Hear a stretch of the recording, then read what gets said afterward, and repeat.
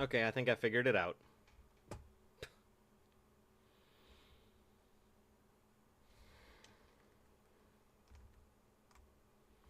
All right. How's everybody doing?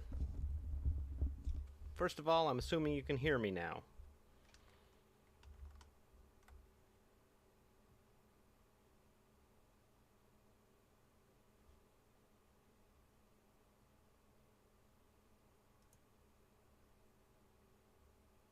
Or is that a big fat no? Yellow.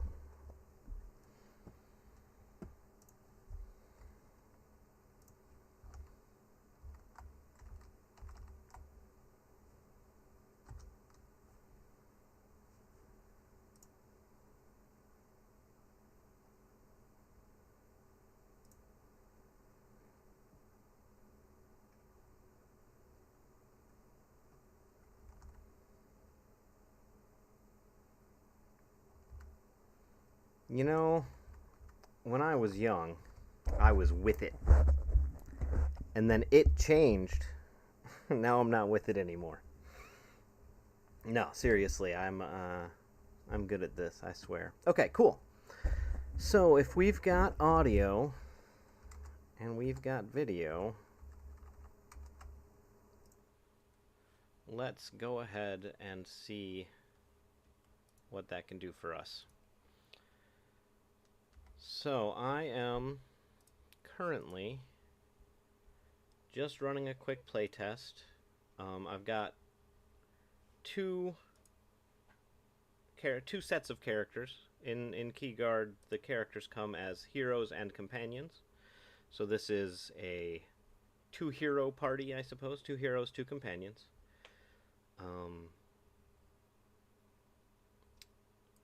And they are level 3. So I've leveled up a little bit, and I'm hoping that the encounters and everything will work out. I'm going to be kind of glossing a little of the overworld stuff. But you can see here, I've generated some points of interest on the map. We've got a village here. That's where my party is. That's my party icon.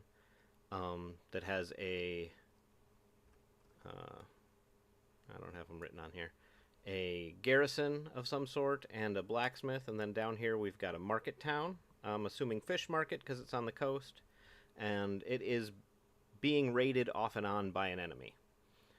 And over here we've got an enemy stronghold. Now, each map section will support 3 different enemy types being active on the map. I don't know which types have a stronghold and which ones are raiding this market town. Those are the only rumors I gathered, is that there's a stronghold and there's a market town being raided. So,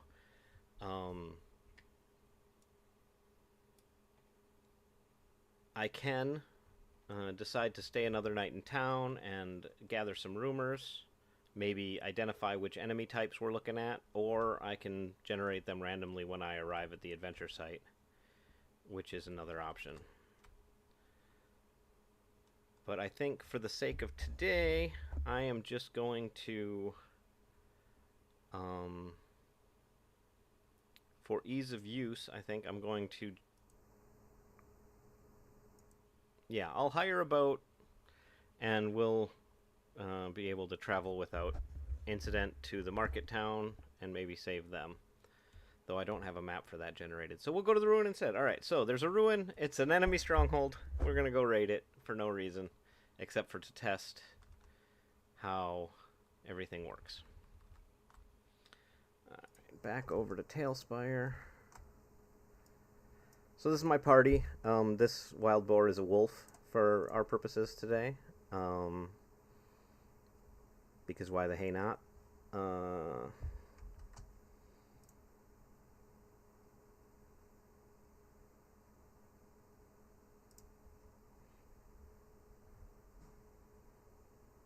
Oh, that's not the map I wanted.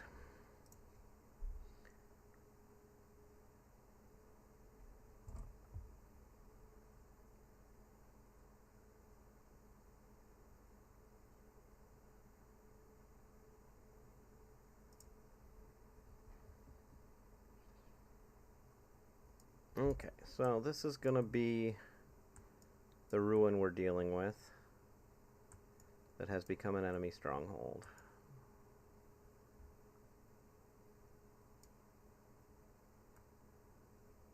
It's not gorgeous, but it'll do for now.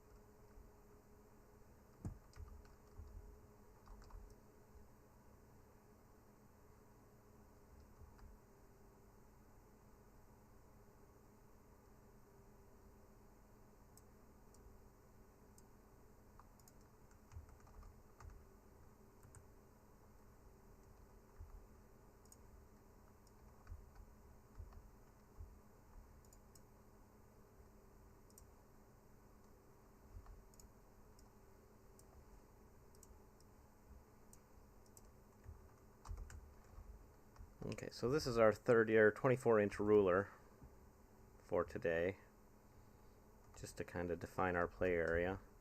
It looks like we're going to use river to that road, and then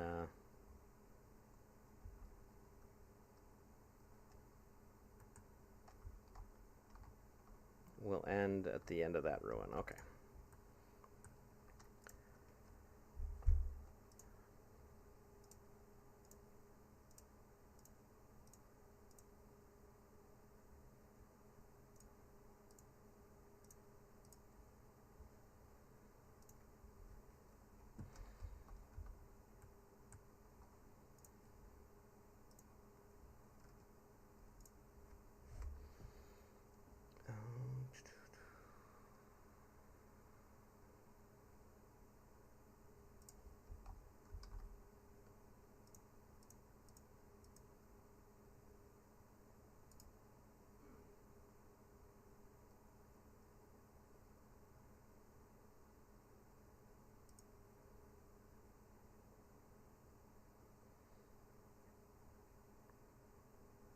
Oh, that's what I need to do.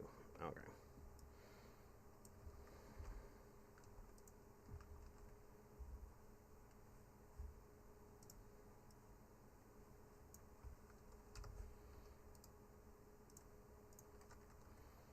Okay, so now that I have,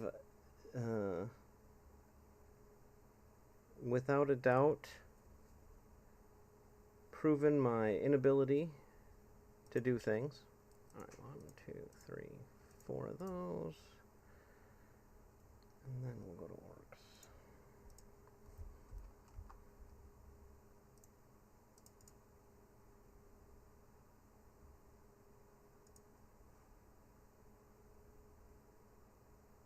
And we'll say that'll be our leader. Okay, so every encounter has minions equal to the number of heroic figures, so heroes and companions, and then 1 bodyguard per hero and a boss. Those stats are in a different window, I promise.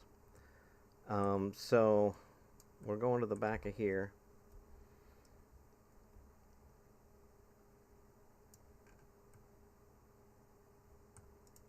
And we're just going to go ahead and make ourselves a door.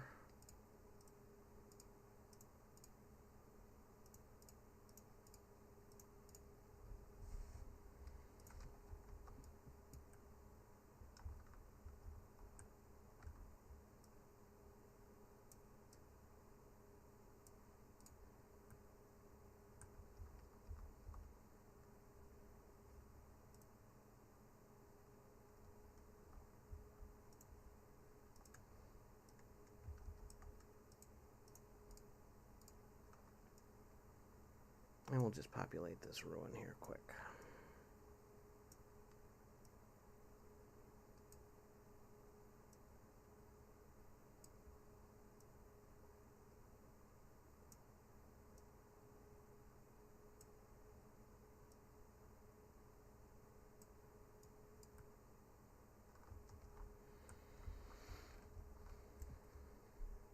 Okay.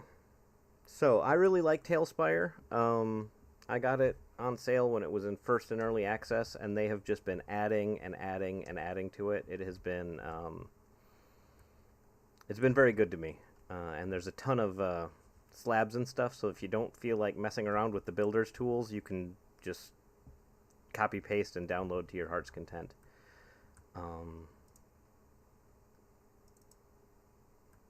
Okay. So first things first, we're going to have to generate some dice here. So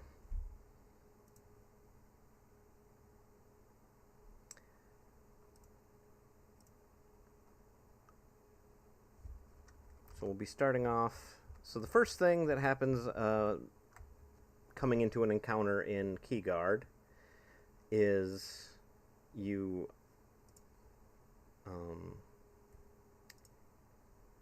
roll navigation. Whoever's got the navigation skill will roll to see how you approach the camp. So in theory, if you're lost in the woods and you're just kind of wandering about, then it's possible that you happen upon the place kind of all at once, and then that limits your deployment options. So for this purpose here, I've got my ranger, we'll be rolling. And it looks like, okay, so 3 successes to begin with, but then of course those 6s explode, though not in the way that you'd think, because they don't get added to. Every 6 adds another die to your pool. So it's not so much an addition as it is the possibility. Okay, so the 2 didn't succeed, but the 4 did, so I've got 4 total successes.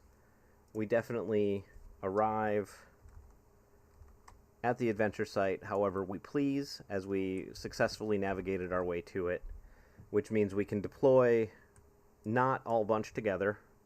We can deploy all the characters separately or together or however we want, but it's still within an inch of the table edge. So we're going to go ahead and say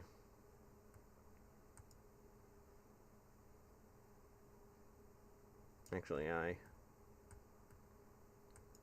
kind of like where I'm at, so I'm going to be deploying over here. So the guard and the rogue are partners. The cook is not a combat beast, but that's why we got an animal companion. Alright. So, a couple things. And actually I leveled these characters up and then did not increase their stats. That's fine, I got them on the other window.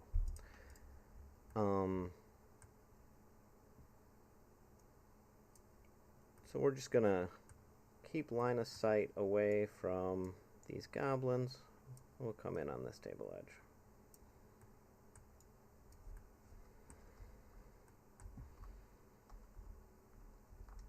Alright, so now we can play with an example of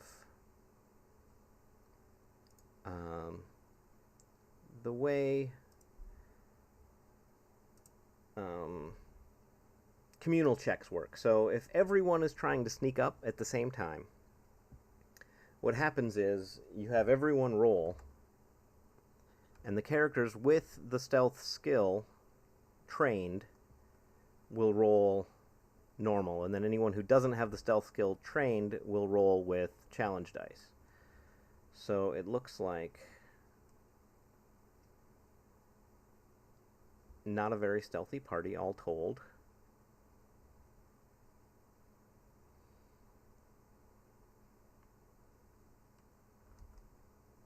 So yeah, it looks like the rogue has stealth trained, and everyone else is not going to be contributing much. So the way I'm going to do it is I will roll the trained skill here. 1, 2, 3.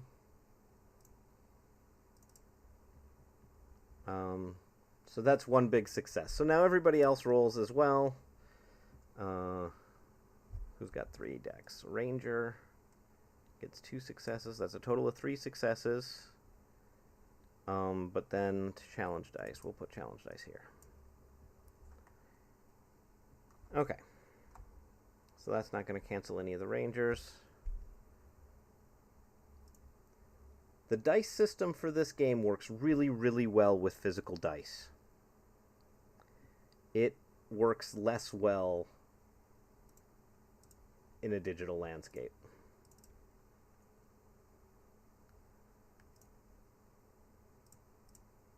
Okay, so that's one more, and then we'll roll his. Okay, so the 6 and the 5 are definitely going to cancel the one success that he managed. So, we've got a total of 3 successes, but we've got a total of 5 characters.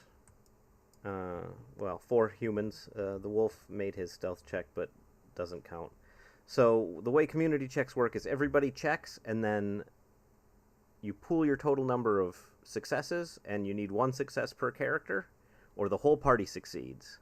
So it's kind of pass-fail, which I always thought was easier. So they failed. So they will be aware. The enemies will be aware of them. Now, you can split them off. Like, we navigated correctly up there, so you could split off your rogue or whatever and have some that are aware, or some that the enemies are aware of and some that they're not. But for the sake of ease, I'm not going to be messing with that. So, find in my enemies. Okay, greenskins.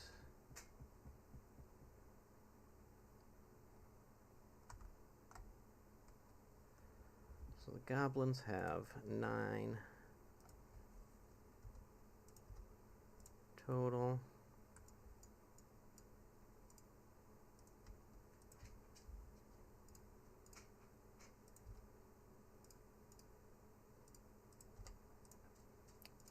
The minions have 11. Or the minions have 9. The bodyguards have 11. And the boss has 13. Alright. So we'll start. So the first thing that happens is your heroes get their turn. Now heroes get, I don't want to say 3 actions because that's not correct, but they have 3 things they can do. It's an action, a movement, and a stunt. Now, the stunts are skill related. And the most common one you're going to use is the stamina stunt. I don't remember what it's called. Running.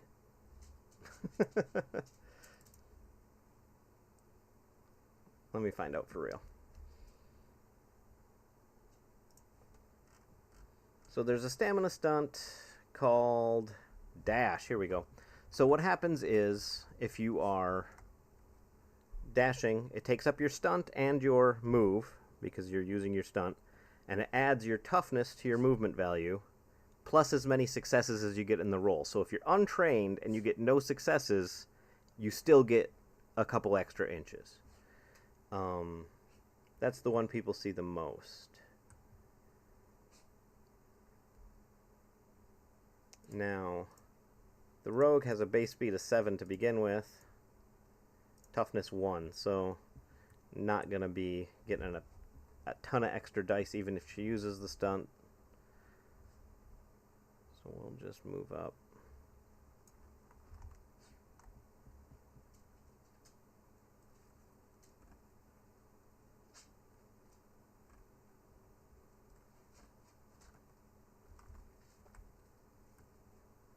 Actually, we'll come into there, grab up line of sight on that goblin. So another stunt, because she didn't end up using the dash stunt. The rogue has the disarm skill trained, and one of the things you can do with disarm is use a ranged weapon. It's a higher difficulty, and you get challenge dice from intervening terrain, but it allows you to disarm someone at a distance using the stunt. And the character's got a short bow, so we're going to check range. 8 inches, that's plenty. And we're going to call it one piece of intervening terrain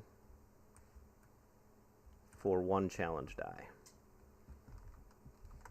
So we got 3 for the dex. Looks like 2 5s is 2 successes. And 1 challenge die for intervening terrain. So the 3 will not cancel any of these successes. So that's challenge dice in a nutshell. You roll your skill check. You grab your successes. These are both 5s. You roll your challenge die. If it exceeds any of your successes, that success goes away, and so does the challenge die. It's pretty simple, and like I said, with physical dice, it goes really fast and easy. There's less messing about. So now this is contested, which means my 2 successes add challenge dice to his strength to keep a hold of his weapon. Now, the minion's strength is going to be low, 2.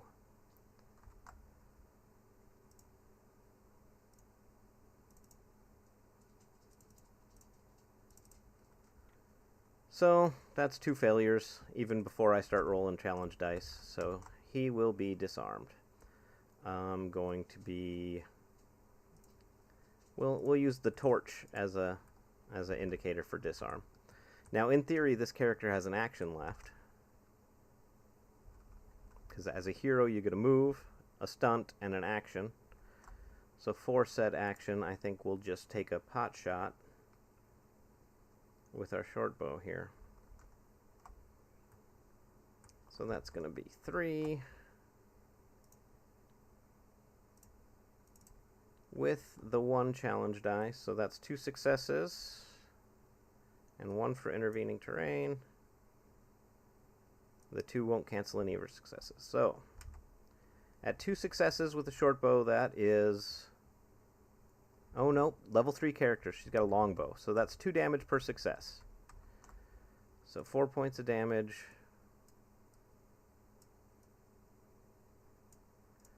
Brings the goblin to 5.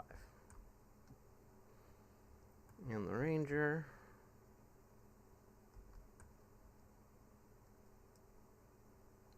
What kind of move do I got here? Another base 7. So we're going to come up and catch some cover at the edge of this tree. And I see I've got line of sight to those 3 minions. I've got extra minions in here that I don't need. Okay, to those 2 minions. Now, as far as stunts go, the ranger is a little bit less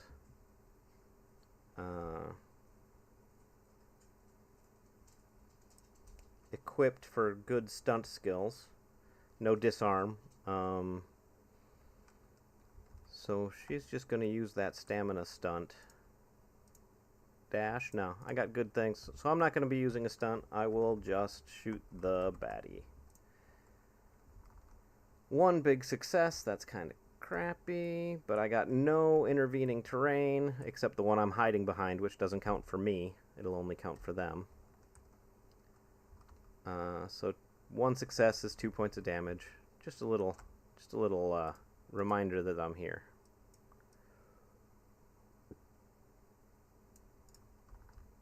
And the animal companion goes on the same initiative as your hero.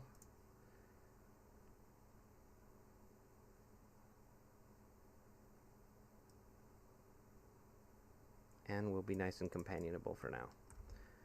Alright, then we go to bodyguards. So the higher level baddies.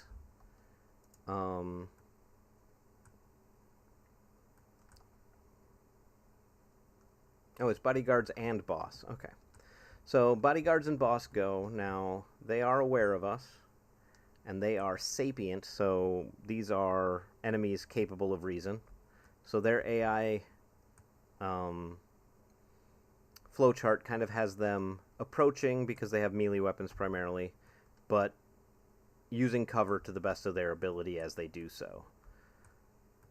So it's clear now we've got taken some arrows from this direction. So we're going to head towards some kind of closest as far as these things are measured. But again, we with sapient enemies, they're not just going to move in.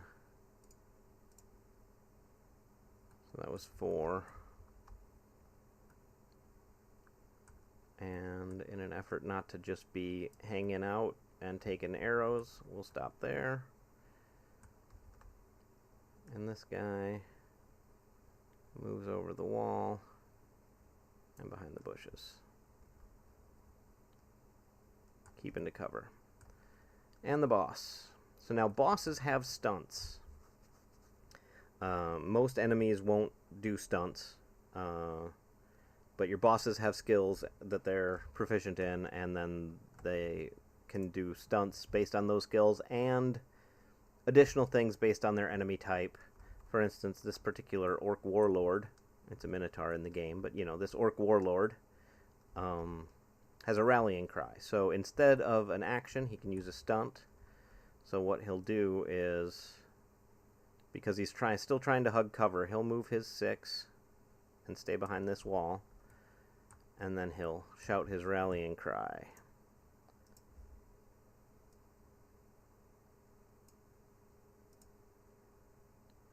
To a 5-inch circle. So, oh no, that's 5-inch diameter.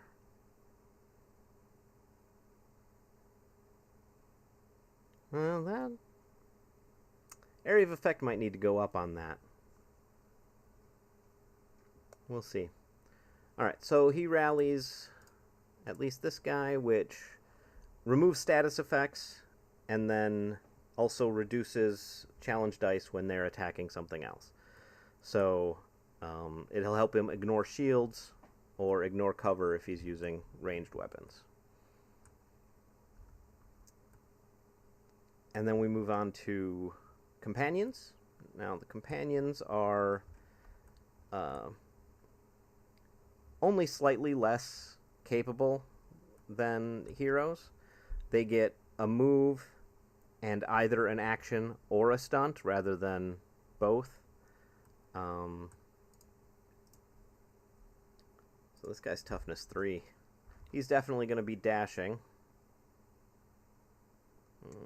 Maybe? He's also a guard. So the guard companion has an ability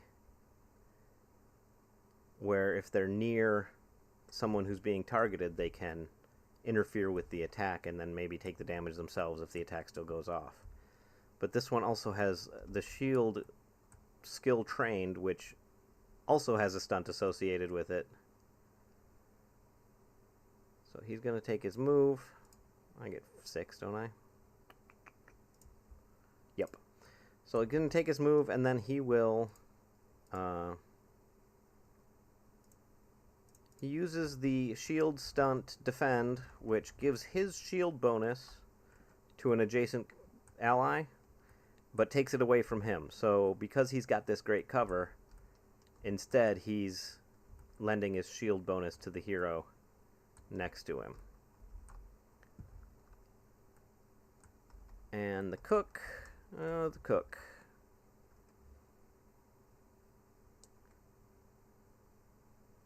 he did train up thrown, so he's got a ranged attack possibility. The one thing that the cook is doing for everyone right now, and I suppose I better record it in the thing, is because they had a good breakfast, all of the heroic characters have temporary hit points to begin the battle with. So, can aid in combat, but it's in a passive sort of way.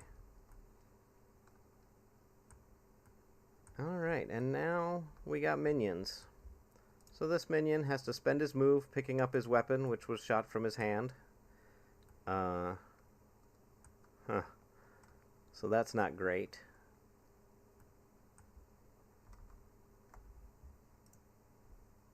But he's going to try to get out of line of sight. Of course, he can't because he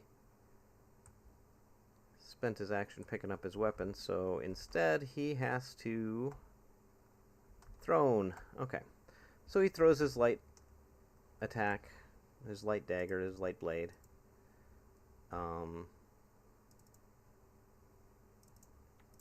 At the rogue here. And we got one intervening piece of terrain. So there's going to be one challenge die associated with it. So the rogue's defense is 4. So that 4 is going to hit. And then the challenge die is right here. And that's a 5. So that'll cancel. So he throws the weapon and it ricochets off the intervening terrain as the challenge die. That's the representation of the challenge die, canceling his success. So that would have landed true if there just wasn't this big rock in the way. Poor guy. It's gonna get worse from here for him, I'm afraid.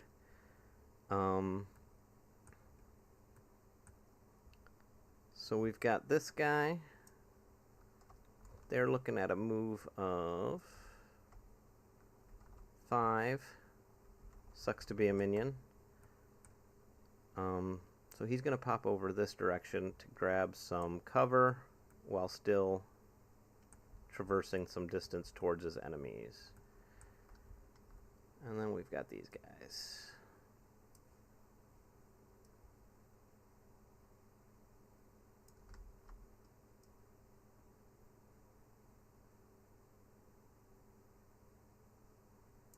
Come up to here.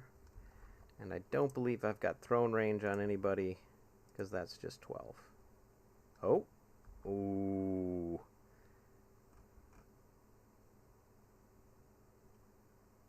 Yeah, I think edge to edge he can make it.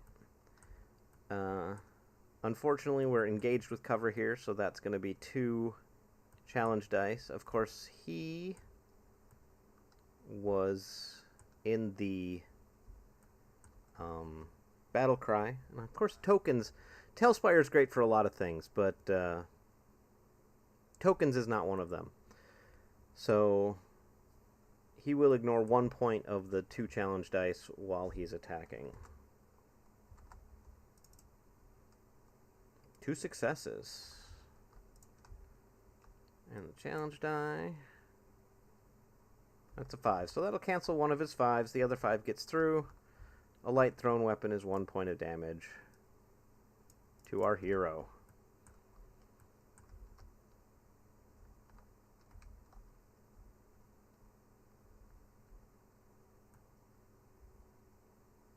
Alright, end of turn phase. What happens? The battle cry wears off,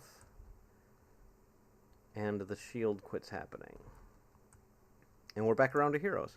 So that is the long and the short of one fairly lackluster combat turn, but we're still, the storm clouds are gathering, if you want to be all metaphorical about it.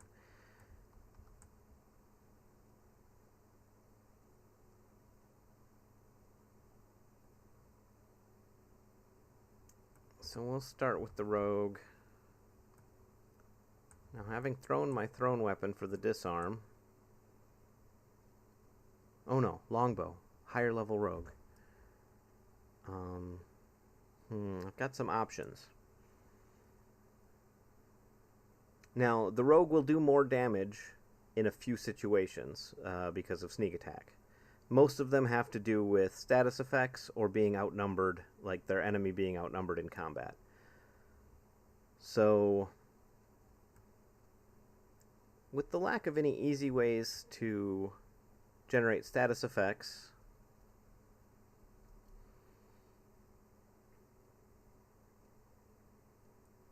I think I'll move to high ground.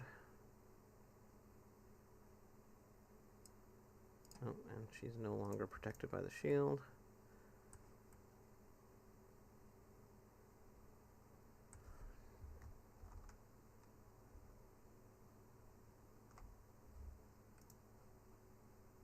And then, oh, here we go. And then I will use, bluff is one of the things that a rogue is trained in. at the beginning. And Bluff has a stunt where you set someone off guard. So this is kind of the rogue's sweet spot. It's a way to deal sneak attack damage even when there's no one around. And that is you use the feint stunt, which is a contested roll of her resolve, which is what governs the bluff skill, versus his also resolve from the look of it, which is not great. So that's going to grab 2 successes for her.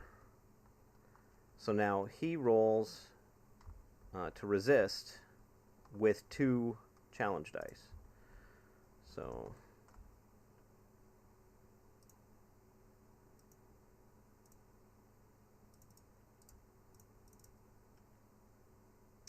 that's a 4. Before challenge dice, 1 success is not great. Okay. So 1 success, however, because the 2 challenge dice didn't cancel anything, 1 success is enough to prevent the status effect that feint applies. So the rogue's going to get normal damage, which is good because sneak attack damage on a longbow gets a little silly in a big hurry. That's 3 successes though, so it's going to be silly anyway. Now, we're just going to be generous to the poor goblin and say there's 1 intervening piece of terrain, which is pretty generous, but I'll be nice. And will give us 1. And the challenge die doesn't cancel any successes, so 3 successes at 2 damage each is 6 points of damage, which will kill that poor minion. And then I'm going to just go ahead and keep a counter here.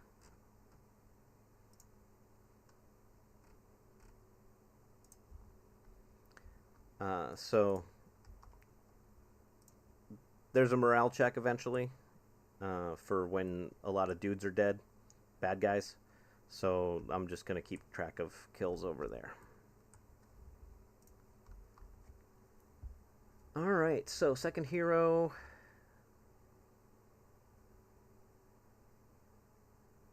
Oh, here's a good example. So, elves, of which this hero is,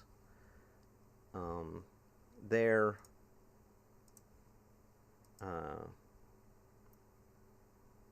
lineage ability is extra precision. So what happens in essence is they ignore 1 die worth of challenge dice when doing ranged attacks.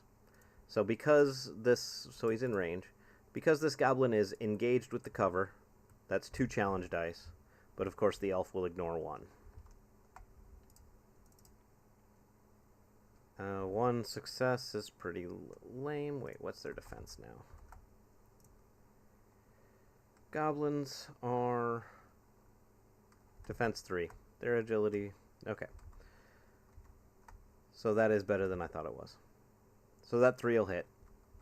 So that's 2 successes, and then the challenge die. So it was 2. The elf reduces it to 1. And that's a 5. That'll cancel 1 of the successes. So 1 success is 2 points of damage with a longbow. And now, I think that ranger is going to try and grab some cover, better cover, which is to say block line of sight, by heading in this direction.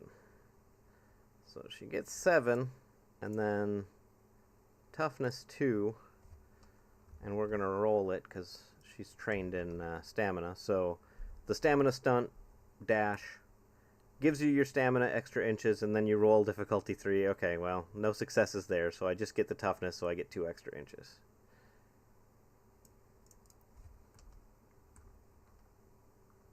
We'll see if we can come around back here. And the wolf is going to head 3.5.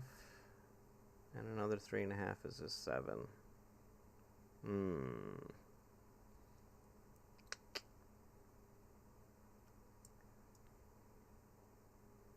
But that doesn't get him anywhere either. Perhaps he's best used in conjunction with the cook.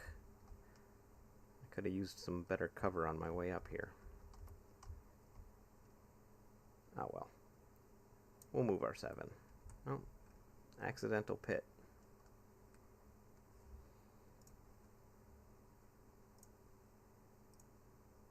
I'll fill it in with cobblestones. Okay.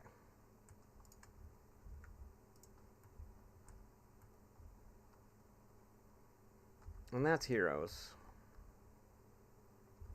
So this is where things get a little tricky.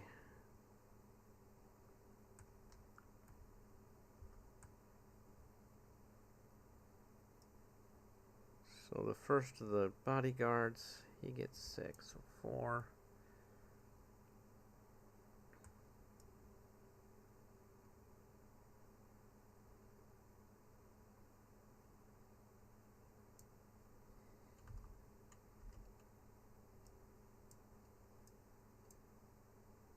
So he's actually in the bush,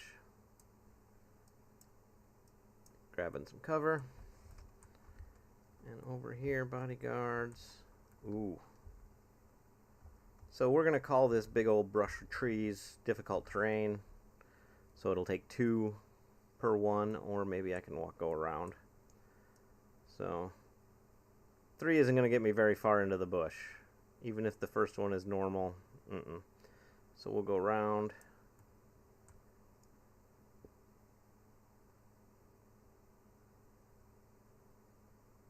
And up into there. And then the boss.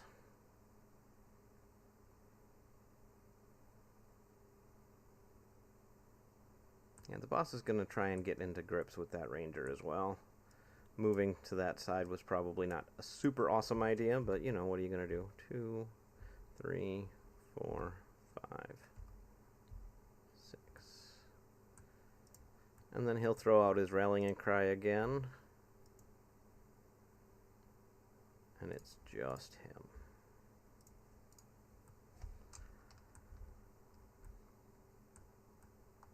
Alright, companions. The cook. 2.5. 2.5, that's 5. Is he base 5? Yeah. Dwarves get pretty small base speed, but then they make up for it usually with toughness, which allows them to use that dash stunt a little better than most. So, natural sprinters, like they say.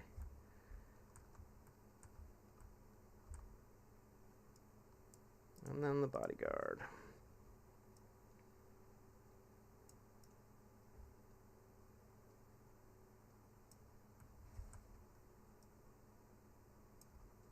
Alright, and the bodyguard here has... Where is it? He doesn't have a good roll at it, but he can taunt using the bluff ability. Bluff getting renamed to something else soon, because the way stunts got added to it, bluff doesn't work anymore. But either way, he is attempting to taunt that orc to keep him from attacking the rogue, who is a lot squishier. So he rolls the 4. That's a success. So that'll add 1 challenge die to the goblins, the orcs' resistance roll. Ooh, eesh. He's going to get more than 3 successes. So, not taunted. He can choose his targets however he pleases now with the with the where was I now? Oh, with the way the sapient enemies work, they will most often try to attack the easiest person to hit. which means this big shielded guy or a big heavily armored guy might not be their first target, which is where the taunt ability comes in. One thing that I really like about the taunt mechanics is every ability that the paladin has. So he can smite, he can... Now I don't remember what the other ones are, but whenever they use one of their class abilities, it also taunts everyone in a radius. So as they're just going about their business, they're so paladin-y that enemies are drawn to them to attack. Which is fun. I dig it. So he failed his stunt, and the cook went up there. So now we're moving on to goblins, of which we have plenty. So this goblin's going to move straight through. Where is that? There he is. Okay. So he gets to the edge of the bush in 1.5, and then 2 more gets him into the bush. So he's actually down here in the bushes. Oh, where'd he go? Okay. There he is. All right.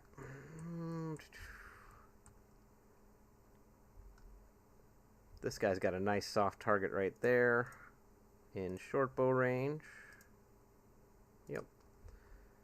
So he'll go for that attack. Now that's just 2. A 5 and a 2, so the 5 will hit. Oh, and there's no challenge dice there. He's just out in the open. So that's 2 successes. I don't know. What was it? It was 1 success for 1 point of damage.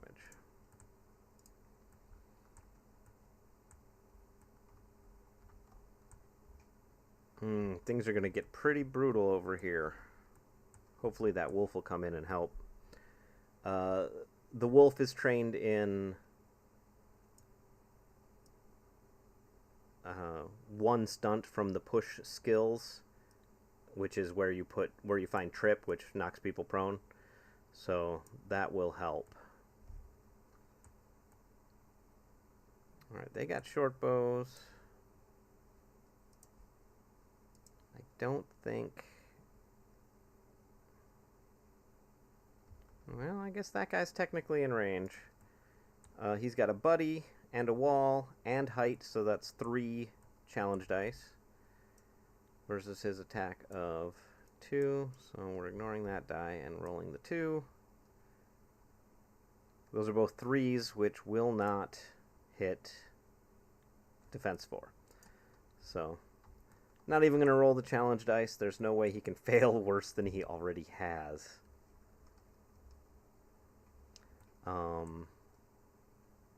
Yeah. I recognize this might not be...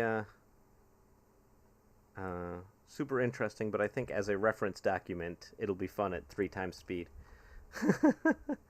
Also, feel free to ask questions about the system in the chat. It'll only help other people later. And then this guy was not in range. 11-8. So he will take the shot. That's he also can't miss worse than he already has. Such is life. The life of a goblin. What are you gonna do?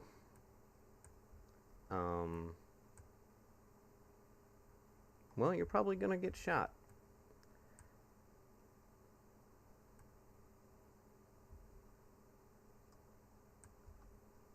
Okay, so we're over here to the rogue. Rogue's going to go ahead and... So we'll start with the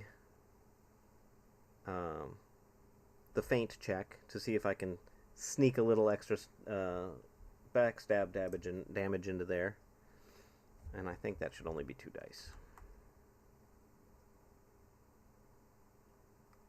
Oh no, it is 3 dice. Okay. So that's 2 6s and a 5. Wow. 2 more of those. Gets me 1 more success. So 4 successes means 4 challenge dice to his resistance. Ugh. I do not like his chances. So to begin with, he gets 1 success, and then 4 challenge dice.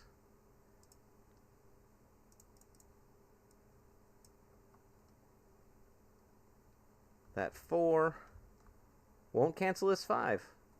Huh.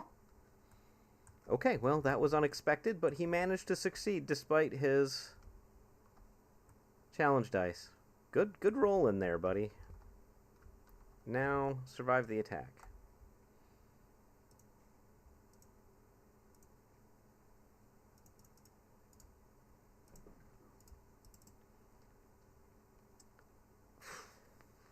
One success. How sad. For 2 points of damage. Now, this ranger is in a very precarious situation.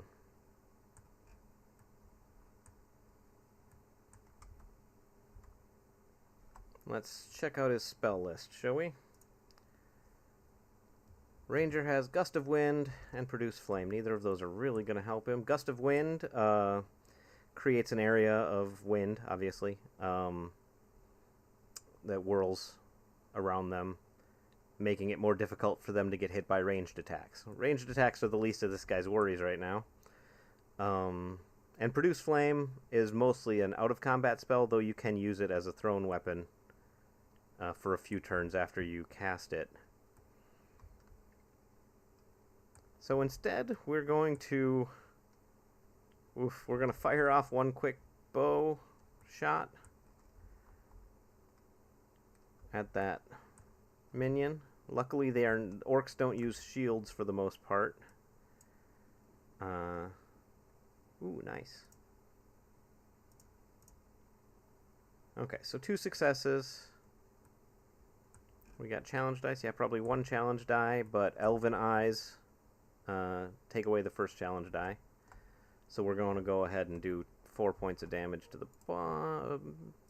bodyguard here. That's a pretty big hit. And then we will run for the hills. We got our base of 7, and then the stunt gets us toughness of 2 by default, and then 2 more because, well, 2 dice worth, and no successes. So 2 more inches. I'll take it. If that's what I'm going to get, that's what I'll get. And then these guys are going to need some help too. Shouldn't have split up right away, huh?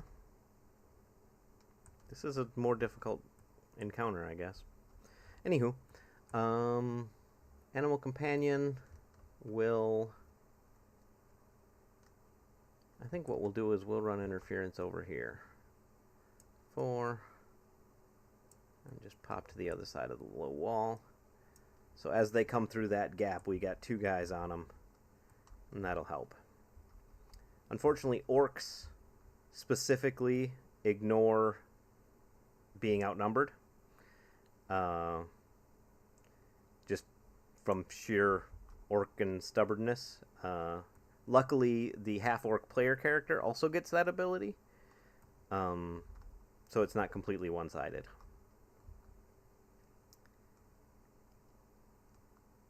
And then the rogue is going to take that... Did I take that shot already this turn? I did. Man, I could use some lucky dice. Alright, well, bosses and guards. So he comes around here, and... yeah, he's gotta hold the cover. Too smart to go running out in the open, unfortunately, for us. And the boss will head this direction.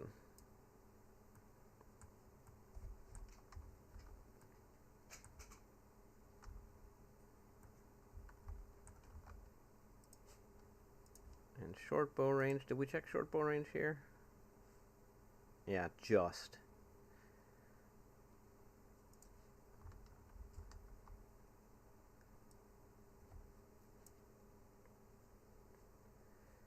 Two and the 6. The 6 is going to add another die to the pool. Where's my single die? Because this is my 4. There it is.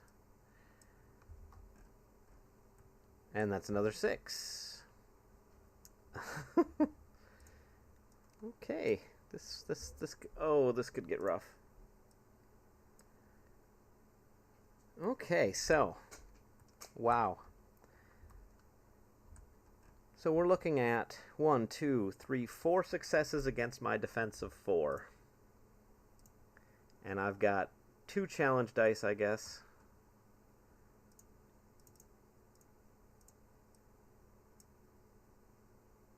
And neither of those are going to cancel. So 1, 2, 3, 4. Luckily, short bow is only 1 damage per success. But that's still a big hit. Maybe I should have cast Gust of Wind instead of attacking. Okay, well. Get rid of some of these. Don't need all these dice on the table. Alright.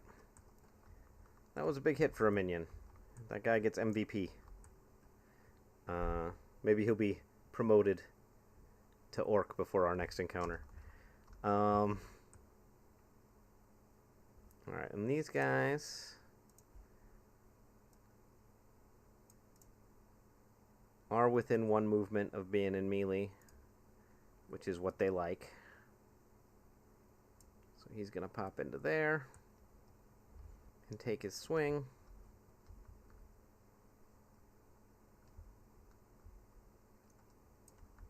Where's those 2 dice? There they are.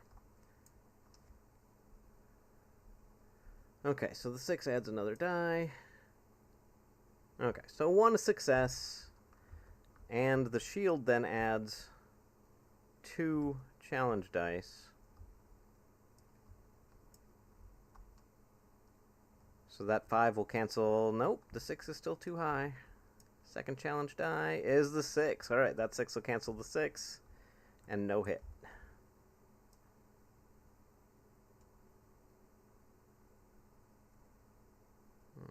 Pretty sure they only get 6, unfortunately. So he's going to pop. He'll take his shot from here. See who he's got line of sight on. Looks like the boar is peeking out a little bit. So he'll take his shot on the boar before he runs in. And he couldn't have missed. Oh no, one of those hits. And then challenge dice from the wall, and that'll fail. And then he's going to move up over to here, staying out of line of sight. Okay. That's another turn. Now, usually, because this is just us examining a stronghold, there's no additional objectives or complications, nothing interesting going on. We were just trying to figure out what kind of enemy inhabited these ruins and got drawn into a combat. So there's no extra stuff happening. So most combats will have people to rescue or things to discover, traps to uncover or disarm or get hit by, things like that.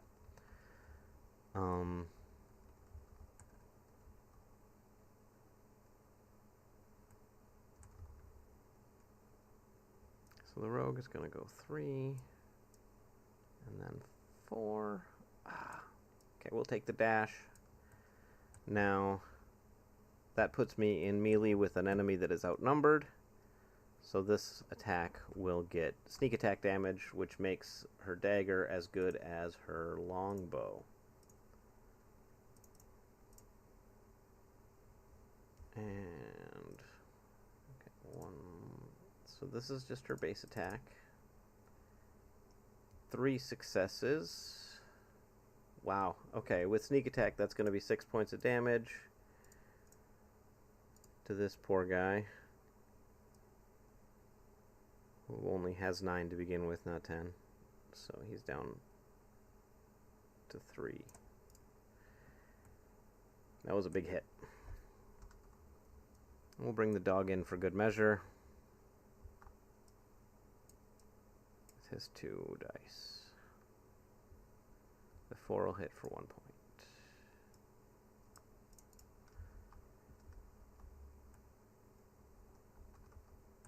And we'll go longbow from here. Couple of lame 1s, and the 5 will hit.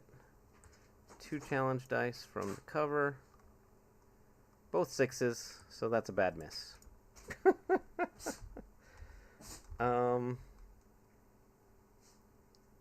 That's a bad miss. I'm going to continue to retreat.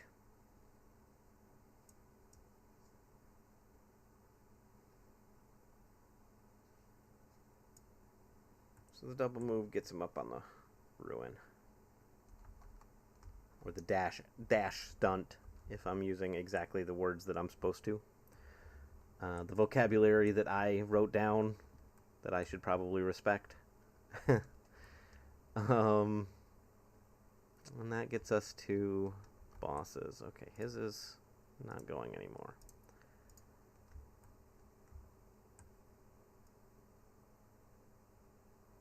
So he gets his 6, and then his toughness is 2 more. 3 more. Bodyguard.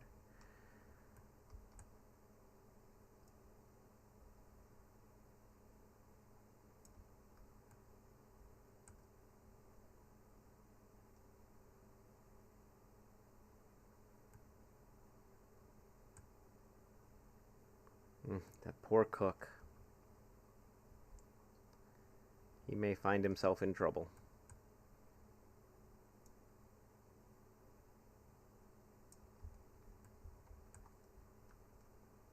Alright, so he's got the 3. Oof. +1. So that's 3 successes. That's bad. That particular enemy is not outnumbered or anything, and it's an orc. So that's just going to be 6 points of damage. Ouch. Not super. But here's where we get to do some fun stuff. So now I've got a guard in melee who is proficient in shield and push and stamina. So, in an effort to even the odds, he's going to use the push stunt, the push skill to move that guy, but he'll be using specifically the reversal stunt from the push skill, which allows him to trade places with his target. Now that's strength, so he's going to need 3 dice. 1, 2, 3. Okay, so 4 is 1 success. And that's going to be... So then the goblin resists and rolls a 6, of course, so 2 successes. But then 1 challenge die, but it doesn't matter because it can only take away 1 success. Oh, actually, challenge dice explode too. Nope. So he does not manage to switch places with him, and that is a shame. That is a shame. Wait, strain. I forgot all about strain. I don't even know the rules. I don't know the rules for my game. So, one thing that you can do is take strain. So he's going to take a point of strength strain in order to move one of his dice up and get another success, so that he can trade places with this guy. Now, strain, you can take as much strain as you want, but you only clear as much strain as the stat that is strained. So here you can see he has 1 strength strain so far. Now, when he sleeps a full night, he will clear 3 strength strain. So in the morning, then he will have none. But if he had 4 taken and he still had strain in the morning, then you start taking burnout effects. So you get to the point where you've strained your skill or your stat so much that it just does not work right for a day. This is a mechanic I came up with when I went and chopped wood for my mother-in-law and woke up the next morning and could barely lift a pencil or move my mouse. So I used too many points of strain, and then I had challenge dice all day for anything that required my strength. And so that is one of the core mechanics. Now, the best thing about strain is that what it does is it rolls a die 1 face higher, which then counts as the roll. So because 6s add another die to your pool, if you roll a 5, there's this temptation to use a point of strain to get to the 6 to get another die in the pool. Or if you miss the success number by just 1, then that also gives you that temptation to strain yourself. I've found that, especially late in a combat where everyone's pretty beat up, in order to finish off the last big boss, I have often taken more strain than would clear. So it's a mechanic that, like, you can probably go through the whole game without ever experiencing stat burnout. So without ever taking more strain than your stat can handle. But I find, because you think, well, I can just take tomorrow off. All we're doing is traveling back to town, and then we'll sleep in a bed and I'll clear the rest of my strain. I won't be exhausted anymore. But then if you hit an encounter on your way home, or you get lost, or there's all kinds of things that could happen that will require you to start making rolls with all those extra burnout challenge dice. So anyway, that's strain and stat burnout in a nutshell. And I'm on companion, so the cook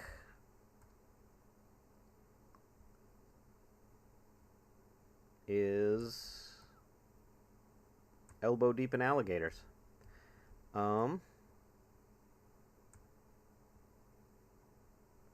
That boss is gonna absolutely wreck him.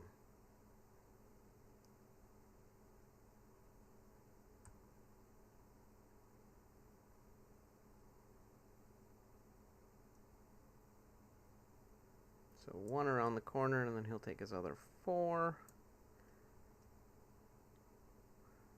And for good measure, he'll take his extra stamina moves to come in and engage with that goblin on the opposite side.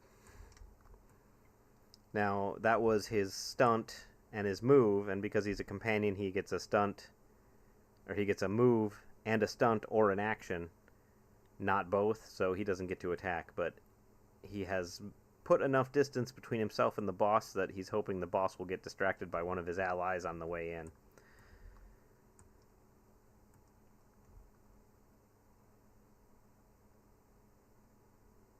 And that's companions. So then minions.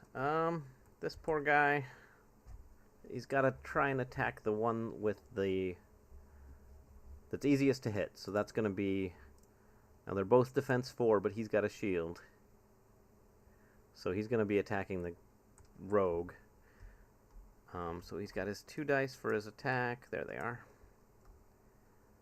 1 success, and then he's clearly outnumbered. So he'll take his challenge die for being outnumbered. That doesn't block anything, so she'll take a point of damage from getting stabbed. Over here we've got much the similar situation, although there are no challenge dice involved in this group. So the 4, my defense is 3, so that's going to be 2 successes. We take the hit. Luckily, that hearty breakfast gave us the 2 extra hit points on top, So the cook's actual class ability just absorbed those 2 points of damage, essentially. Other minions... Oh, just this guy who's been pot-shotting everybody. He'll come this way.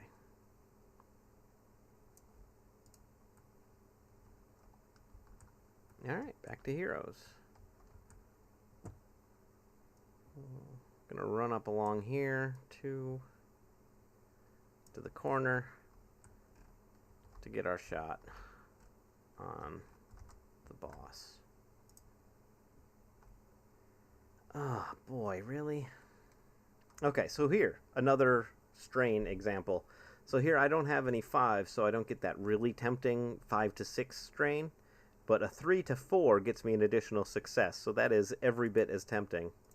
So I'm going to go ahead and take a point of agility strain to roll that up to a 4, giving me 2 successes, which is 4 points of damage with the longbow. That ought to make him angry.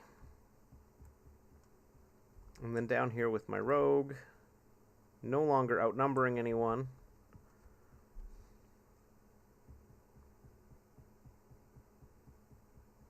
She's actually going to faint. So one of the bluff stunts,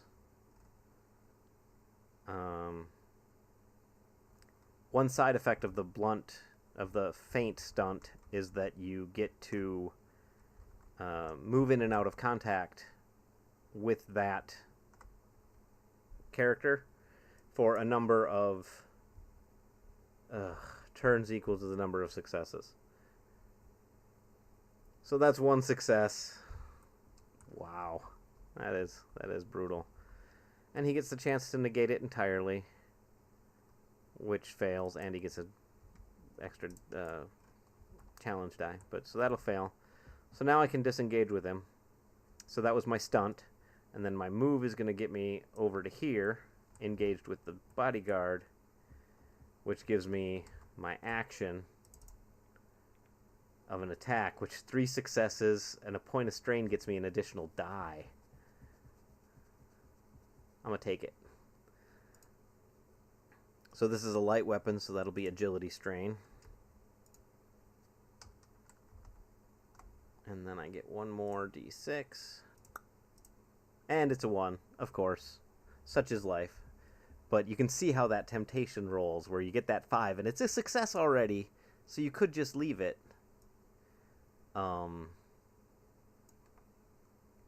But, like, you don't want to?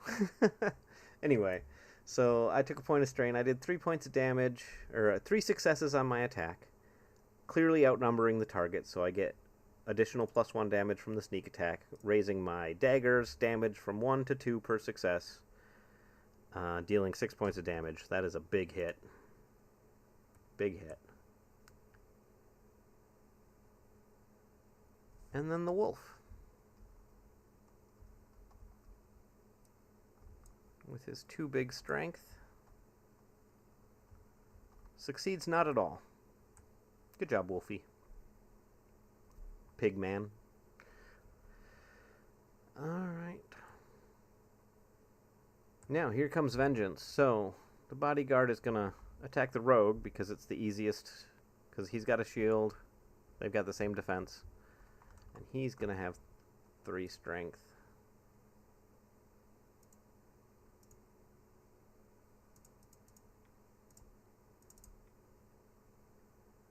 For 1. One success. It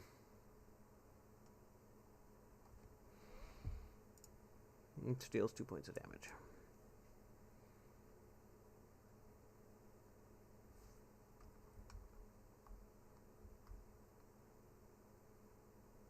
And then here comes Buddy. And the big boss. Now, this is where things can get a little hairy.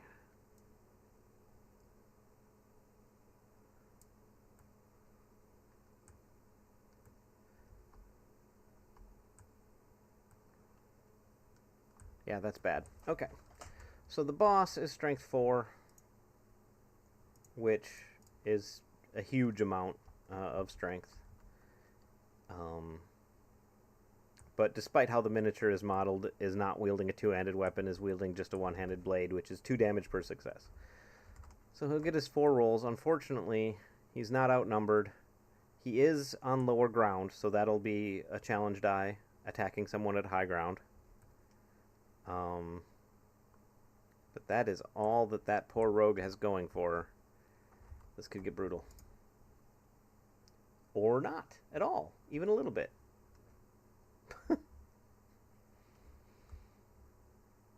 Wow, that's a bad miss. Good job, boss. Good job, boss.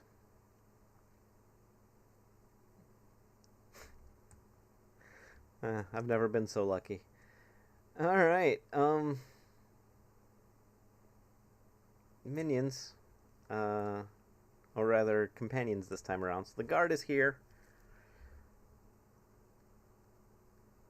No.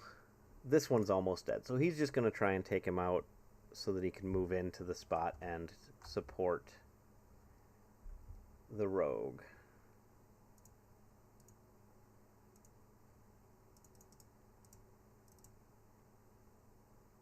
Six, so he gets an extra die.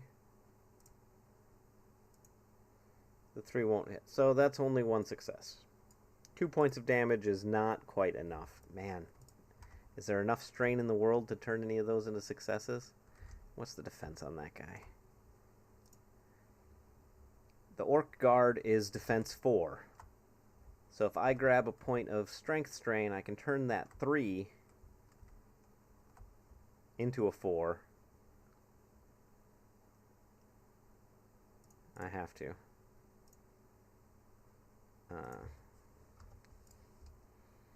Which then will kill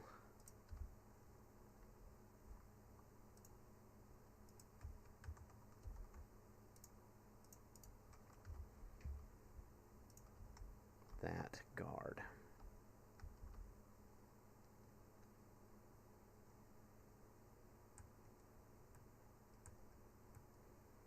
And he's just going to take the attack from the goblin for disengaging, because he is a guard and that's what he does. Gonna go help that.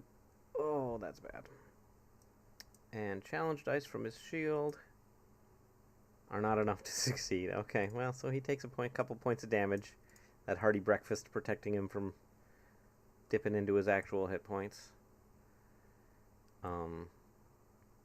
But now at least he is within an inch of the rogue, so he can use his guard abilities to interrupt her being murdered by that giant boss.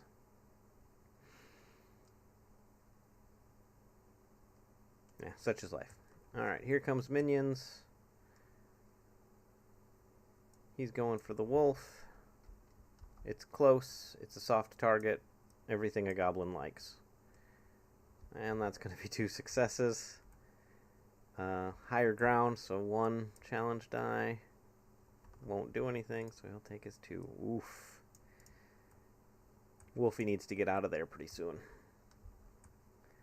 And over here, we got another goblin fighting the cook for 1 big hit.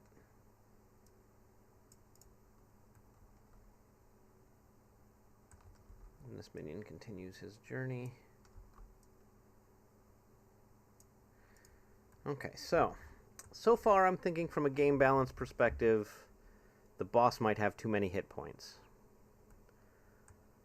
It's also possible that I'm too generous with the challenge dice, but that's been more of a factor here than it has in previous tests, so I think I'm okay there.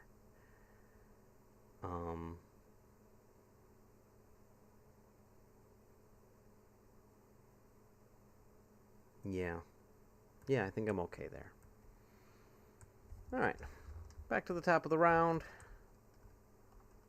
We got Archer firing at the guard on the ground.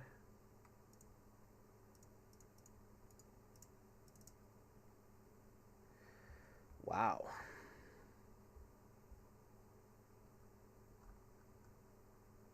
I'm just going to take the miss. Just going to take the miss. And look at my stunts.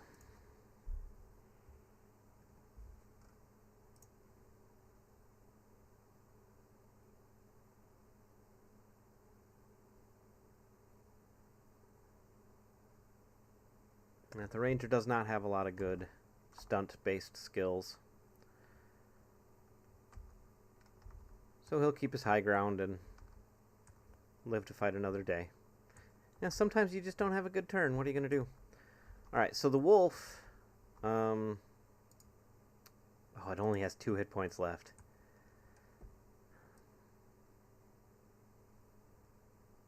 Yeah, gonna try the attack. Ooh, that's 2 hits. No challenge dice. Perfect. That'll kill him.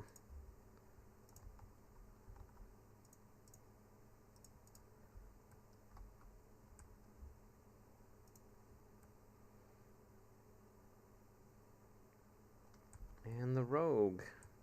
Outnumbered, so I get my sneak attack damage. And I think I'll start with the stunt.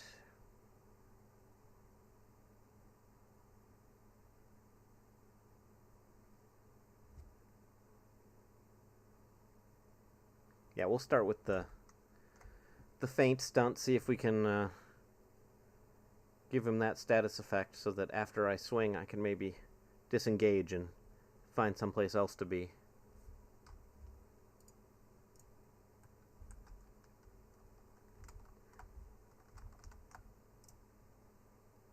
Ooh. Ooh, nice. Now I'm going to go ahead and take a resolve strain to move one of those 5s to a 6.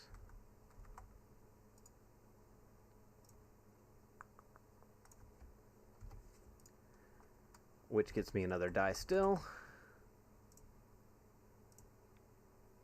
And the 3 won't do anything for me. Still 3 big successes there, which means 3 challenge dice on that poor giant boss's resistance. Oh, man.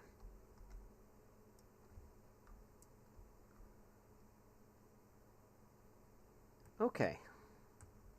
Well, it is what it is. So he's got 3 successes. Okay, that 6 will cancel 1 success.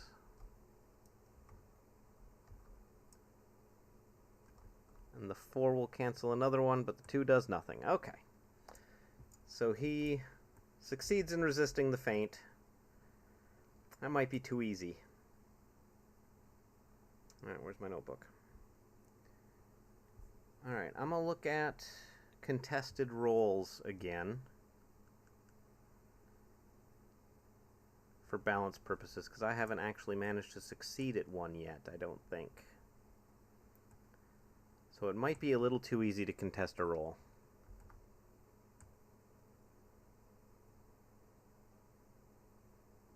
Yeah, okay, I'll look at that. So that was the rogue. I failed the feint, but I still get my attack. I was just hoping to get the feint in there so that I could disengage for free afterward, after the attack, but... So the 6 will get me an extra die. Ooh. Do I push my luck? I think I'm gonna. So I'll grab another point of agility strain. That'll change that 5 into a 6 and get me yet another die. Nice! And the 6 gets me another one. Okay, high drama. So that's 4 successes with the light weapon, which is 1 damage base, but outnumbered gives me my sneak attack damage. So 2 damage base is 8 points of damage, which kills it. Wow, fell the boss. Alright, so this is where these come into play. So the boss died when there are 4 deaths so far. So 4... where am I now?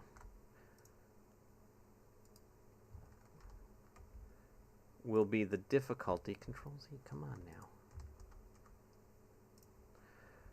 now.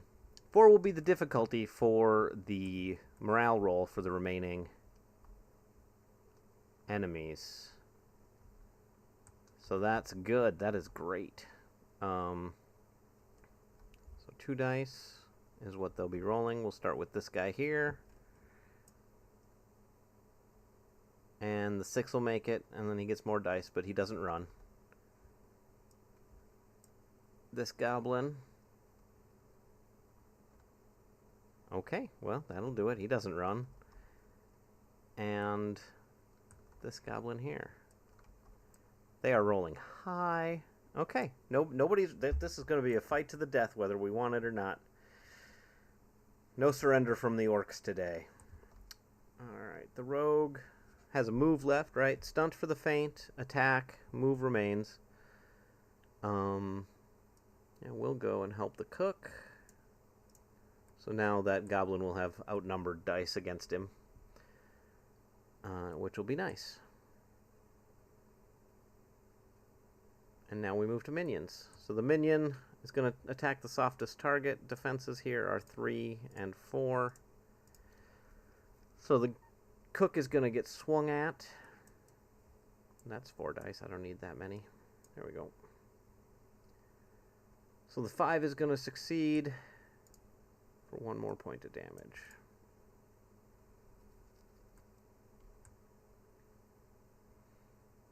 And he'll go in to the softest target. There's a 6 for an extra die. Oh, okay, so 2 successes is 2 more points of damage. That guy is... So you'll notice being outnumbered doesn't aid the attacker. So he doesn't get any bonuses or anything for outnumbering his target. What happens is the target will get challenge dice when attacking. Because he's got to keep track of both guys. Because of the way the dice and the defense works, it's really the only way to keep it balanced. But it does mean that when you're outnumbered, you're not going to be cutting them down as easily. Just simply because you've got to pay attention to too many guys. But it also means that at least when you're outnumbered, you don't just get immediately ganked because they get a bunch of bonuses, which I found is an issue that I've mostly run into with Rangers of Shadowdeep, where once you start getting outnumbered, things get pretty bleak in a hurry. So what I wanted here was to survive being outnumbered long enough for your friends to come and help, essentially. Okay, so that is minions. No, I don't think he got to move. Did he get to move? I don't think he did. Well, we'll pretend he was stunned. He was stunned by my inability to keep track of his turn. There is an initiative tracker in this program, but I don't use it for whatever reason. Stupidity, mostly. Alright, moving on. We've got, back to the top of the turn, we've got heroes. We'll start with the archer on the parapet. So he starts with 3 dice. 1 success. That's some pretty lame sauce you got there, Archer.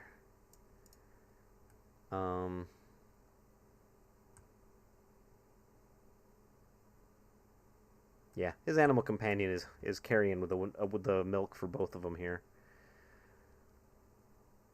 Which leaves us to the rogue. So that guy is outnumbered, which will give me my sneak attack. 2 successes plus 1 damage each is 2 damage each, so that's going to be 4 points of damage.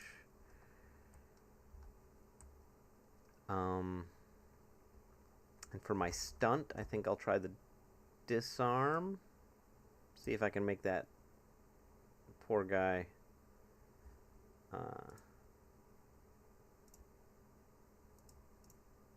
ooh, nice. Okay, so 2 successes is not the worst thing that's ever happened.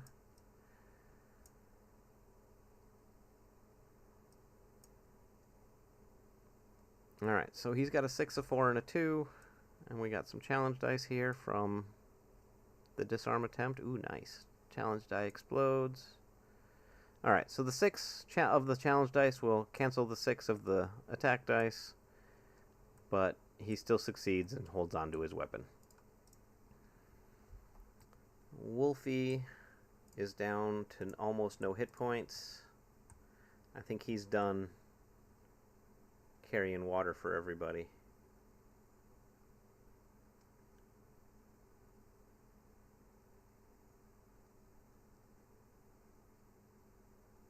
Yeah, he'll retreat to safety. I would just, when a ranger's animal companion dies, they gain exhaustion, which is the same thing that happens when you overstrain yourself and you wake up and you haven't cleared all the strain points. So they end up just taking a bunch of negatives for a day, and it's not great. So you got to use them because they are a resource, but you also want to be careful that you don't overuse your animal companion.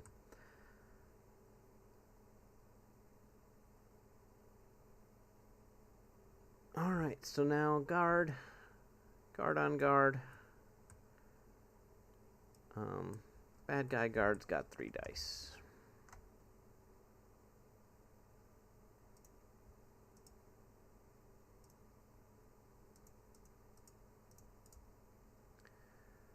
Oh boy. Okay, so that's 4 successes. He gets 2 challenge dice. Well, that's a 3 set. From the guard's shield. So those don't cancel any of his successes. Uh-oh, I think we're about to have a casualty. So 4 successes at 2 damage per success is 8 points of damage. Oh no, this guard is doing good. But not anymore. That was a big hit. That was a big hit.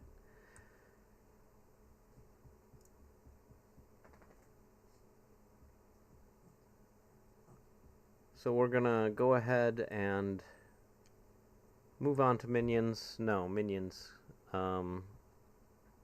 Companions, sorry. Minions are the evil version of companions. So that guard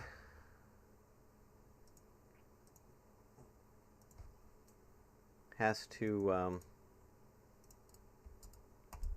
strike back here. 3 4s is 3 successes. The orc doesn't have a shield, so 3 successes is 6 points of damage. Kilt. Nicely done. So he's got his move left. He'll come over and lend his aid. The cook has 2 big dice. Where's my 2 dice here? That's 4. If I was better organized, the program would be better. Alright, so 2 dice. A 2 and a 5. So the 5 will succeed. Then he's got challenge dice for being outnumbered. No, there's 2 of him. Yeah, he's outnumbered. Okay, so 2 challenge dice. Neither of them cancels his 5, so he'll do a point of damage.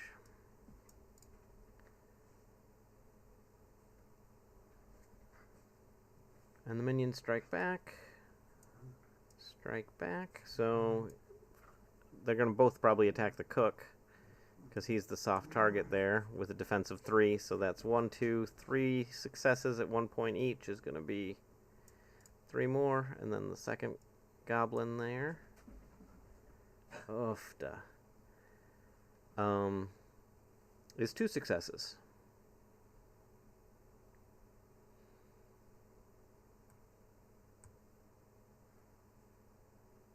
Now he is personally outnumbered. So he takes that outnumbered die, which doesn't cancel any of his successes. So 2 more points of damage here. That cook is in pretty rough shape, but I think we're about to win. Well, time will tell. Back to heroes. The rogue gets the dagger in. 6 gets her an extra die. And an extra die. Okay. And a point of strain will move that 2 to a 3 for 3 full success. Well, let's make sure I need that. I don't. So she kills him. Killed. leaving her with a stunt and a move. So she's going to move to here and then use the disarm stunt to force that goblin to pick up his weapon.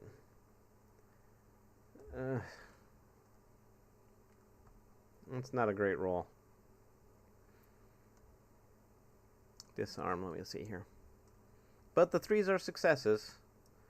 So he's going to resist with his strength at a 3 and a 4. So the 3 and the 4 cancel the 2 3s. He holds onto his weapon like a pro. And just for the sake of alacrity, the ranger's going to switch weapons and move up. The ranger's short sword. Okay, so 3 dice, but it only does 1 point of damage per success. That's 3 successes. I'll take it. And then companions get to go before minions, so this poor goblin has his work cut out for him. The cook with an extra die and an extra die. Yeah, that'll do it. And that's the last guy. So, because we didn't have a quest, we'll generate treasure based on the enemy type, but we won't get paid for anything. And the experience points will come based on the number of baddies, rather than on any good that we've done in the world. Fortunately, we've cleared this stronghold, and we discovered that the stronghold was inhabited by orcs. So on our world map, back to the world map, back to the character sheet, I guess, and then to the world map. So back to the world map. Now we can pull up our tokens here, and we know now that orcs are one of the enemy types that we have on this map. Now, unfortunately, we cleared that stronghold, so the stronghold isn't there anymore. So we don't know where the orcs are, but they still have a leader, and they still have goals and resources. So there are orcs lurking still on this map. Now, this incursion may be orcs, but because we've got 1 of 3 possible bad guys discovered, there's really only a 1 in 3 chance that it's orcs, and a 2 in 3 that it's going to be something we haven't seen yet. Because as you discover the baddies, I guess we're here. As we discover the bad guys, they get added to the map, and then as you learn more about them, they'll get added to strongholds and points of interest, like caves will be inhabited by orcs and all that jazz. So unfortunately, we learned that there are orcs, but now we don't know where there are any because we cleared the stronghold. So that is essentially 1 campaign turn, rather sloppily played by myself. The dice mechanics seem to work. The numbers need a little tweaking on some things. Mostly, I think, the number of bad guys and the number of hit points that bad guys have. But 6s adding additional dice to the pool seems to work well as a critical hit function, especially because you can take strain to force the 6 if you rolled a 5. That's cool.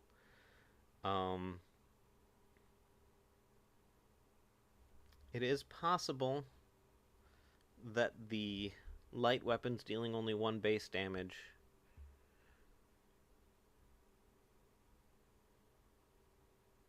No, I think it works. I think so far the bones of the game, the bones of the tabletop game are good, and most of what you saw here in this stream will continue to be how it works in game.